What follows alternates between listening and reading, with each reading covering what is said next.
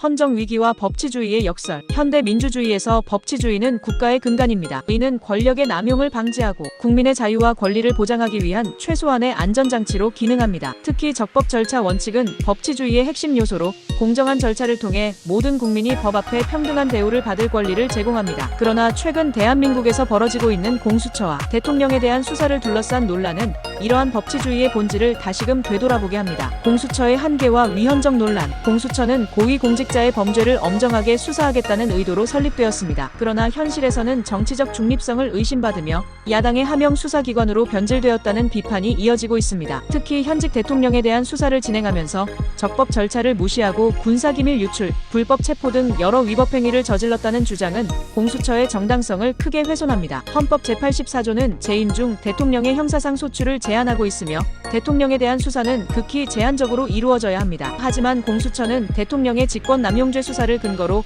내란죄 수사를 정당화하였고 이를 위해 경찰까지 동원했습니다. 이는 헌법과 법률이 명시적으로 부여하지 않은 권한을 자의적으로 행사한 것으로 볼 여지가 큽니다. 비상계엄 논란과 대통령의 헌법적 권한. 대통령이 헌법상 긴급권을 행사하여 비상계엄을 선포한 것은 현행 헌법에 따라 보장된 권한입니다. 하지만 이를 두고 내란죄로 몰아가는 시도는 정치적 목적이 엿보이며 법률적 논리보다는 권력투쟁의 일환으로 비춰집니다. 국가의 비상사태에 대처하기 위해 마련된 비상계엄은 사법적 판단의 대상이 아니라 대통령의 정치적 국가적 책임 아래 이루어지는 행위입니다. 이를 내란죄로 몰아가는 것은 헌정체계를 부정하는 것과 다름없습니다. 야당의 입법 독재와 국가 시스템의 마비. 거대 야당이 입법권을 남용해 국정을 마비시키고 있다는 비판 역시 주목할 필요가 있습니다. 국민의 삶에 직접적인 영향을 미치는 민생 예산과 안보 예산을 삭감하고 특정 정치인을 방어하기 위한 입법을 강행한 것은 국회 본연의 역할에서 벗어난 행태입니다. 이러한 상황은 입법부의 폭주가 행정부와 사법부의 기능을 무력화하고 국민의 신뢰를 저해하는 악순환을 초래합니다. 해시태그 법치주의 회복을 위한 과제. 현 상황에서 가장 필요한 것은 법치주의의 회복입니다. 이를 위해서는 다음과 같은 조치가 필요합니다. 공수처의 수사 과정과 절차를 철저히 검증하고